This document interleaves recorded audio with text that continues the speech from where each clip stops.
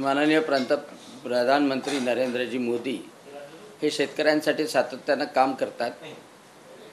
नुकतंच काही दिवसाच्या अगोदर खाद्यतेलावर आयात शुल्क 37% वाढलं आणि त्यामुळे सोयाबीनच्या भावामध्ये वाढ दिसली. सरकीच्या भावामध्ये सुद्धा वाढ दिसली. एवढंच नाही तर आता कालच्या कॅबिनेटमध्ये प्रधानमंत्री सुरक्षा अभियान PM आशामध्ये अनेक निर्णय घेण्यात आले आणि विशेषतः रब्बीच्या संदर्भात निर्णय घेण्यात आले की तूर असो, मसूर असो किंवा उडीद असो याची 100% खरेदी केल्या जाईल आणि त्यासोबतच इतर गोष्टीची जी 25% खरेदी केल्या जाते त्यालासुद्धा सुरुवात केल्या जाईल. महाराष्ट्रामध्ये सोयाबीनची खरेदी पूर्णता करण्याचं आणि 90 दिवसाच्या वर खरेदी करण्याचं सुतोवाचसुद्धा करण्यात आलेलं आहे. विशेषतः भारत हा तेलावर परावलंबित्व असणारा देश आहे आणि 1,60,000 कोटी रुपयाचं आपण खाद्यतेल आयात करतो आणि सोयाबीनच्या शेतकऱ्यांची सातत्यानं मागणी होती की बाजारभाव वाढले पाहिजे, MSP पर्यंत बाजारभाव गेले पाहिजे, त्यापेक्षा सुद्धा जास्त झाले पाहिजे. तर एक प्राईस डिफरन्स म्हणून महाराष्ट्र सरकारने 5,000 रुपये प्रति हेक्टर मागच्या वर्षी तर दिलंच, त्याचं अनुदान शेतकऱ्याच्या खात्यात जातच आहे. पण यावर्षी खाद्यतेलावर आयात कर लावून सोयाबीनचे भाव आपोआप वाढतील आणि त्याचे रिझल्टसुद्धा आज दिसायला लागले. 4800 पर्यंत सोयाबीनचा भाव गेलेला आहे. कांद्याच्या संदर्भातही तेच की निर्यात शुल्क जे होतं, निर्यात म्हणजे limit of the export price जी होती तीसुद्धा कांद्याची $450 वरून ती 0 करण्यात आली आणि त्यामुळं कांद्याची निर्यात करणं सोपं झालं. 40% जी एक्सपोर्ट ड्युटी लागत होती ती 20% आणण्यात आली आणि त्यामुळं पुढच्या भविष्यामध्ये कांद्याची निर्यात चांगली होईल. आणि आज आपण लासलगाव मार्केट असो किंवा नाशिक असो या सगळ्या ठिकाणी जर पाहिलं तर कांद्याचे भाव 8 ते 10 रुपयांनी वाढलेले. म्हणजे ठोकमध्ये चांगला कांदा 42 रुपये किलो, 4200 रुपये क्विंटलनी निघालेला आहे आणि म्हणून शेतकऱ्यांसाठी ही अतिशय चांगली गोष्ट आहे. रब्बीच्या करता फॉस्फेट्स आणि पोटॅशियम म्हणजे NPK मधलं PK हे अतिशय महत्त्वाचं असतं. N तर आपण युरियामध्ये देतोच, नायट्रोजन, परंतु PKमध्ये रब्बीसाठी विशेषतः ते आवश्यक असतं आणि त्याच्या प्राईस स्टेबलायझेशनसाठी, कारण जागतिक कंडिशन जे आपण इम्पोर्ट करतो त्याप्रमाणे त्याचे भाव जास्त वाढतात, तर त्यामुळं सबसिडीचं रेग्युलरायझेशन करून ते ॲफोर्डेबल प्राईसमध्ये शेतकऱ्यांना अवेलेबल व्हावं, शेतकऱ्यांना उपलब्ध व्हावं यासाठी काल निर्णय घेण्यात आले.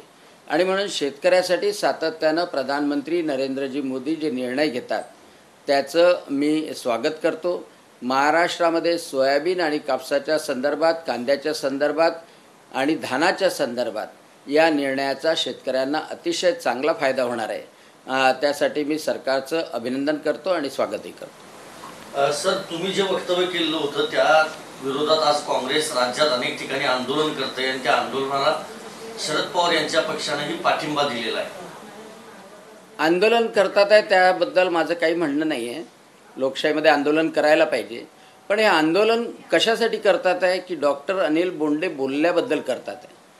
पण राहुल गांधी काय बोलले हे अगोदर सांगा ना. की राहुल गांधींनी अमेरिकेमध्ये जाऊन वारंवार सांगितलं, त्या मुलीने विचारलं की रिझर्वेशन केव्हा काढणार, तर राहुल गांधींनी सांगितलं की हो, चांगली कंडिशन झाली की आम्ही रिझर्वेशन काढणार. म्हणजे इकडे भारतामध्ये सांगायचं की आम्ही 50% मर्यादा वाढवतोय, इथे सांगायचं जातीय गणना करतोय आणि तिथे अमेरिकेमध्ये गेल्याबरोबर एकदम U-टर्न मारायचा. आणि हे काही राहुल गांधींनीच पहिल्यांदा केलेलं नाही आहे. माजी प्रधानमंत्री जवाहरलाल नेहरू यांनी 370 कलम लावून काश्मीरमध्ये तिथे कोणतंही रिझर्वेशन ठेवलं नाही. अलीगड मुस्लिम विद्यापीठ असो, अल्पसंख्याकाची विद्यापीठं असो, त्यांच्या शाळा असो, संस्था असो, त्याच्यामध्ये SC ST OBCचं रिझर्वेशन आजही नाही.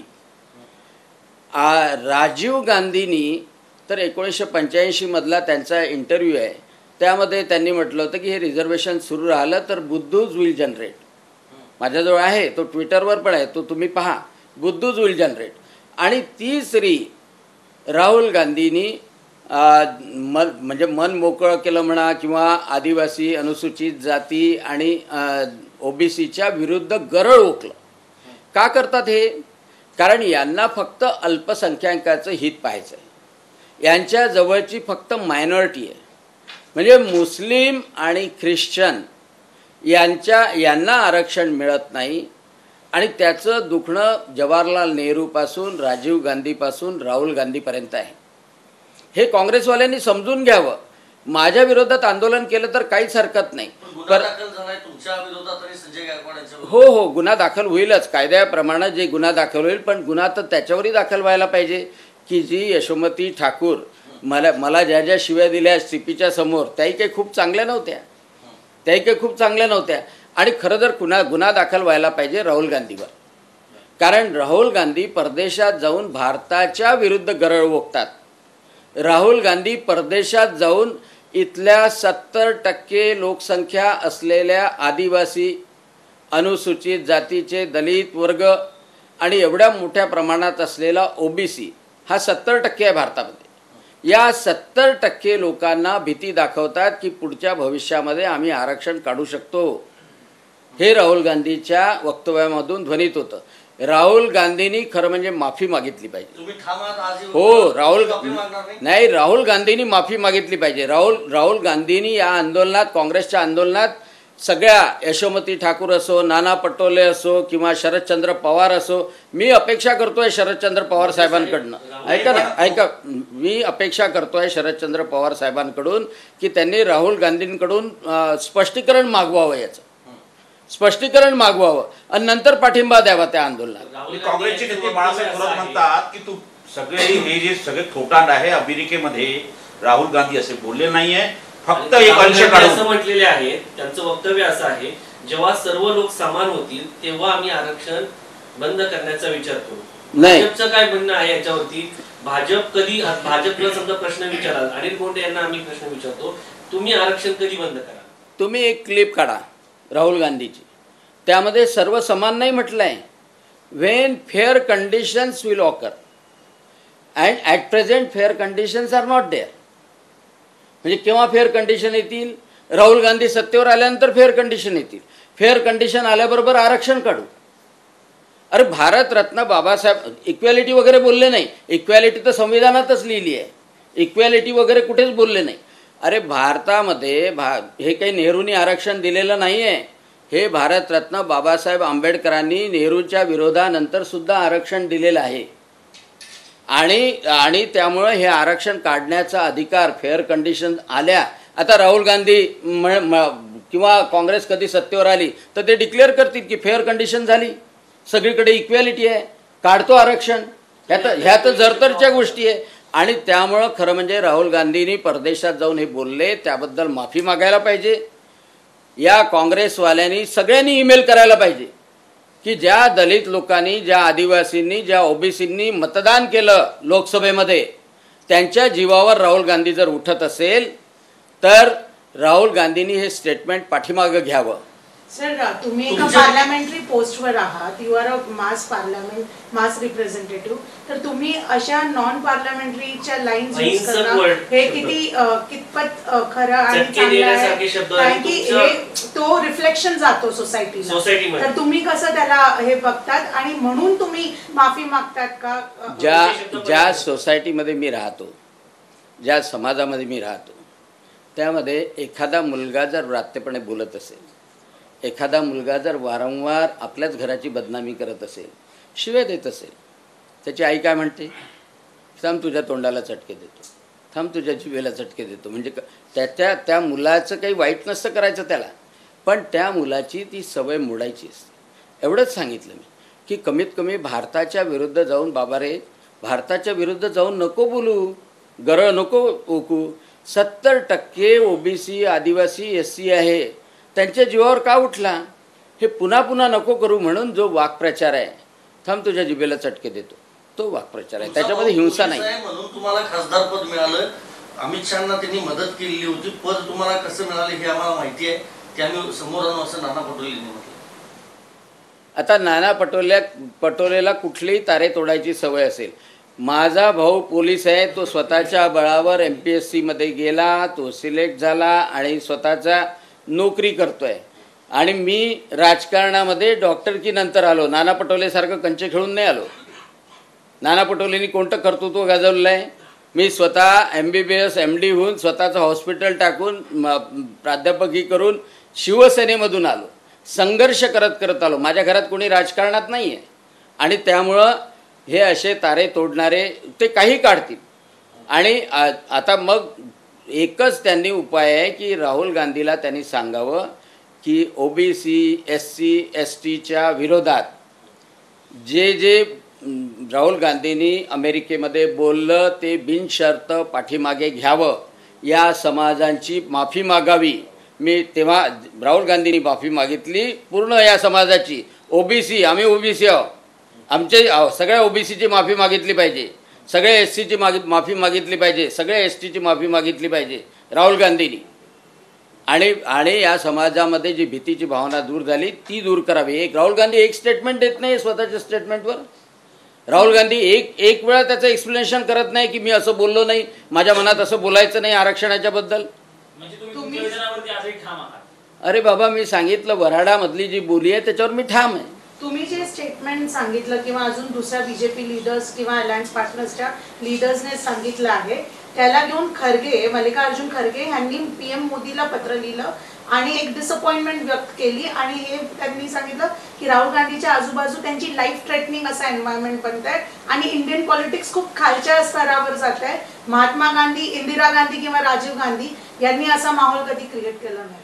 काँग्रेसच्या अनेक खासदारांनी मोदीजींना ज्या शिव्या दिल्या त्या सगळ्या जर ट्विटरवर काढल्या, म्हणजे मोदीजींना जीवाच्या धमक्यापर्यंत दिल्या, त्या खरगेंना मी दाखवतो, मल्लिकार्जुन खरगेंना.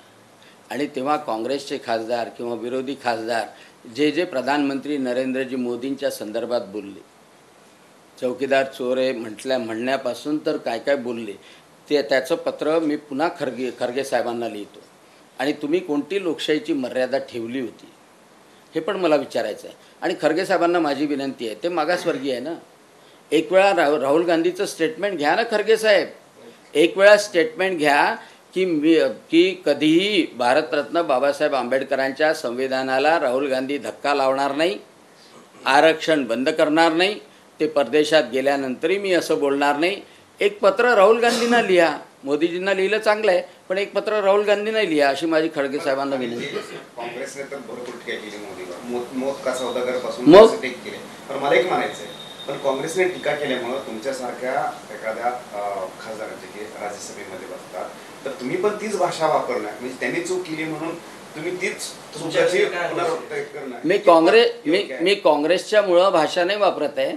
मोदका सौदागर तर त्यांच्या मोठ्या नेत्यांनी म्हटलं होतं आणि ते काय शिकवतात तर, पण त्यामुळं नाही. मी ज्या वऱ्हाडात राहतो तिथे एखादा मुलगा घराच्या विरोधात जात असेल, एखादा मुलगा वारंवार शिव्या देत असेल, स्वतःच्या घराला बदनाम करत असेल तर त्याचं पुढचं आयुष्य चांगलं जावं म्हणून आई म्हणते आंड्रे पकडून त्याला त्याच्या जिभेला चटके देऊ, म्हणजे पुन्हा तो बोलणार नाही.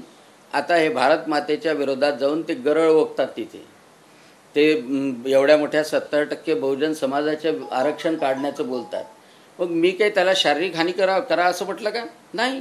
त्याला म्हटलं जिभेला चटका माहीत आहे ना, आता आपल्या आदिवासी भागामध्ये तर पोटालाही चटके देतात, तर कारण की त्याची सवय मोडावी म्हणून एवढं साधं म्हटलं. याच्यामध्ये हिंसा वगैरे काहीच नाही आहे, त्याच्या जीवाला कुठेच धोका होत नाही. आलं लक्षात? संजय JP नड्डा यांनी उत्तर दिलं मल्लिकार्जुन खरगे यांना याच पत्रावर, हे सांगून की तुम्ही एका फेल्ड प्रोडक्टला पॉलिश करताय आणि तुम्ही हे बघा की राहुल गांधी म्हणजे आयडियली इनडायरेक्टली ऑब्व्हियसली तुमच्या स्टेटमेंट्सला सपोर्ट केलं.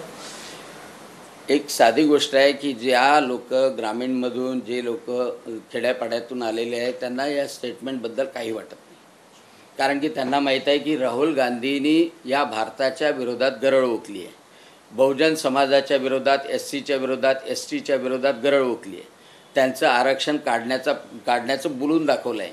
म्हणजे ही मनीषा का व्यक्त होते मला हे सांगा ना, असं बोलावंसंच का वाटतं? समजा जर एखाद्या वेळेला बाकीच्यांनी बोललं असतं तर यांनीच गोंधळ केला असता.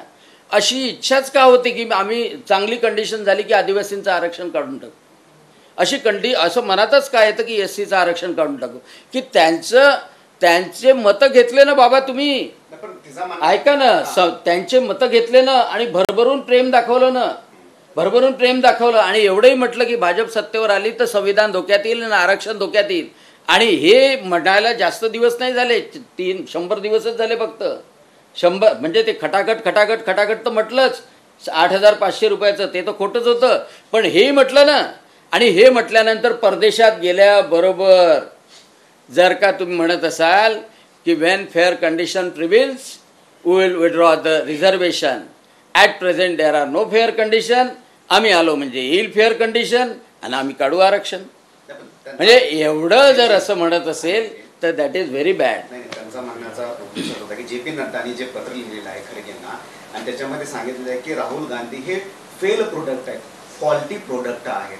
आता जर अशा प्रकारची जर भाषा वापरली जात असेल, राहुल गांधी अगोदर खात होते, त्यांच्या काँग्रेसची किती संख्या होती माहिती आहे, पण आता ते विरोधी पक्षांचे नेते आहेत. मग अशा वेळी फेल प्रोडक्ट म्हणणं भावा, हे तर नड्डा साहेबांनी म्हटलं, पण सगळ्या जगाला माहीत आहे फेल प्रॉडक्ट आहे. आत्ता मी एका ट्विटरवर अमेरिकेच्या सिनेट मेंबरचं पाहिलं, अगर गांधी नाम न होता तर ये छोले बेच रहा होता. पाठवतो तुम्हाला वाटलंच तर ते ट्विट.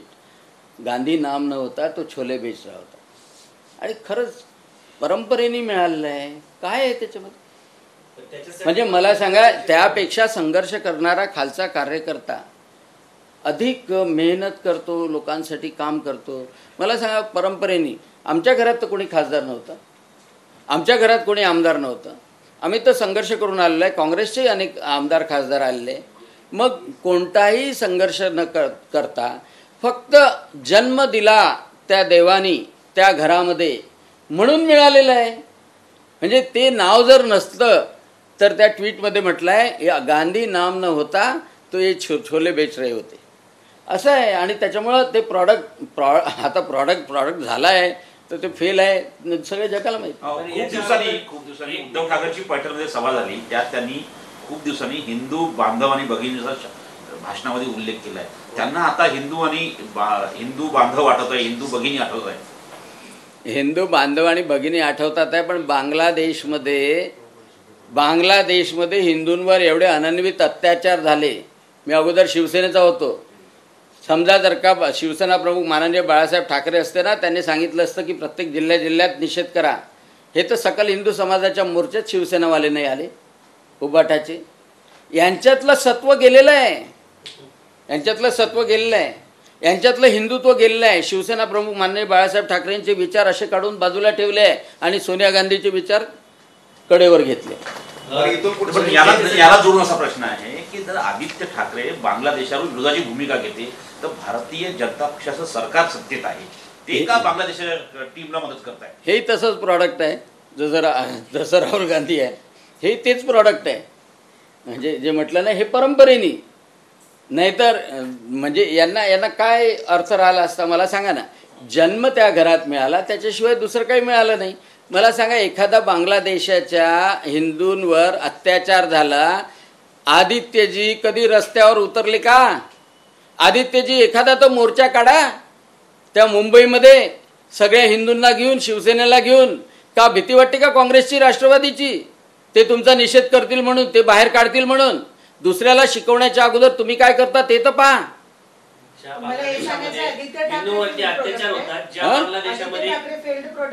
नाही, सारखं प्रॉडक्ट आहे.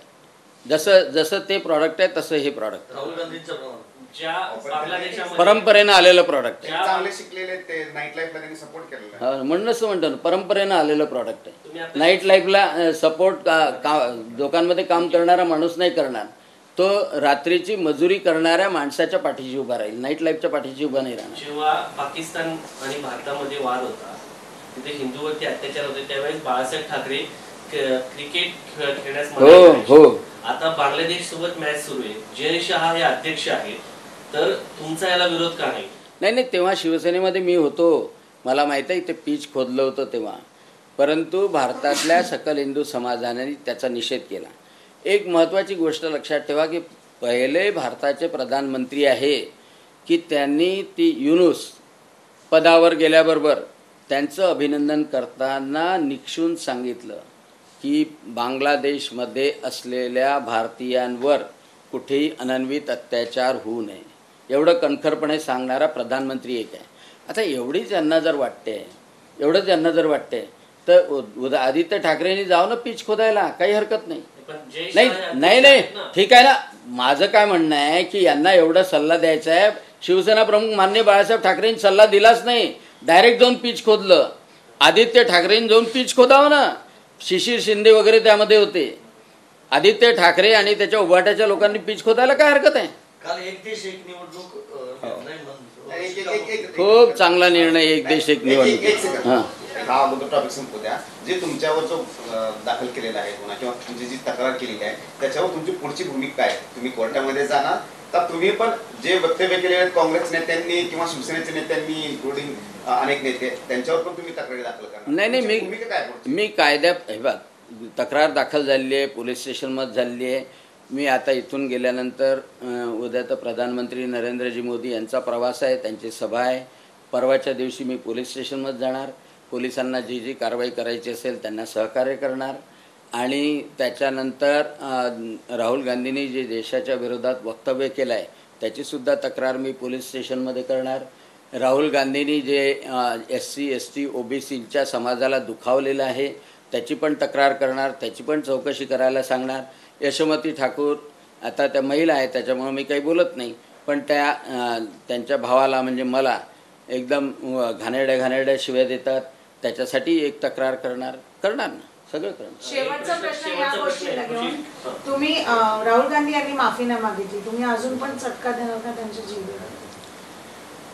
खरं सांगू का, हे सगळं खरगेंनी करायला पाहिजे, हे सगळं सोनिया गांधींनी करायला पाहिजे, हे काँग्रेसवाल्यांनी करायला पाहिजे. कारण की घरच्या पोराला चटका आहे ना त्याची आईच देत असते, हे त्यांनी करायला पाहिजे. त्यांनी नाही केलं ना तर जनता देईल. हां ठीक आहे ना, माफी मागितल्याने माणूस लहान होत नसतो. एक देश एक निवडणूक काल शिक्कामोर्तब केलं. राज ठाकरेंनी ट्विट करून मोदी सरकारला टीका केलेली आहे की राज्यातल्या महापालिका नगरपालिकांच्या निवडणुका आधी घ्या आणि 4 वर्ष झाले स्थानिक स्वराज्य संस्थांच्या निवडणुका राज्यात झालेल्या आहेत. हेच असं होऊ नये म्हणूनच त्याच्यावर उपाय मोदीजींनी एक देश एक निवडणूक केलेलं आहे. कारण की असं अनेक ठिकाणी व्हायचं तर हे असं होऊच नाही. एक देश एक निवडणूकमध्ये इतका चांगला निर्णय आहे की त्याच्यामुळं करोडो रुपयाचा खर्च वाचणार आहे. देशामध्ये आचारसंहिता लागली, सगळे विकास कामं ठप्प होतात. अधिकारी आपल्या मनाप्रमाणे संपूर्णतः कारभार करतात, तो चांगला असो वाईट असो पण करतात. लोकप्रतिनिधीचा त्यामध्ये हिस्सा राहत नाही. आणि संपूर्ण भारतातल्या लोकसभेची आणि विधानसभेची एका वेळेला निवडणूक होईल. त्याच्यानंतर 100 दिवसाच्या आतमध्ये सगळ्या स्थानिक संस्थांची निवडणूक होईल आणि पुन्हा ते 5 वर्षांनी रिपीट होईल.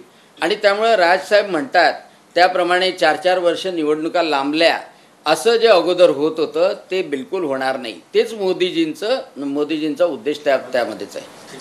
एक प्रश्न असा आहे, शेतकरी जेव्हा एखादा अवजार खरेदी करतो त्याला GST लागतो. आपण जेव्हा एखादं प्रॉडक्ट खरेदी करतो तर आपल्याला GSTचा परतावा मिळतो, पण शेतकऱ्याला त्याचा GST जेव्हा रिटर्न मागायला जातो तर त्याला तेही मिळत नाही. समजा ट्रॅक्टरवरती एक तर तुमच्या सरकारने सबसिडी देतात, त्या सबसिडीवरती पुन्हा टॅक्स असतो, तर याच्यावरती काही भविष्यात होईल का? नाही, निश्चितपणे सर्व राज्याच्या GST काउन्सिलचे जे मेंबर आहे ते त्यांनी शेतकऱ्यासाठी हे करायला पाहिजे. सर्व राज्याच्या GST मेंबरनी जे कृषी उपयोगी अवजारं असतील, इम्प्लिमेंट्स असतील, त्याच्यावर GST लावू नये असं जर निश्चितपणे केलं तर त्याचं निश्चितपणे मी शेतकरी या नात्यानं स्वागत करेन. ABP माझा, उघडा डोळे बघा नीट.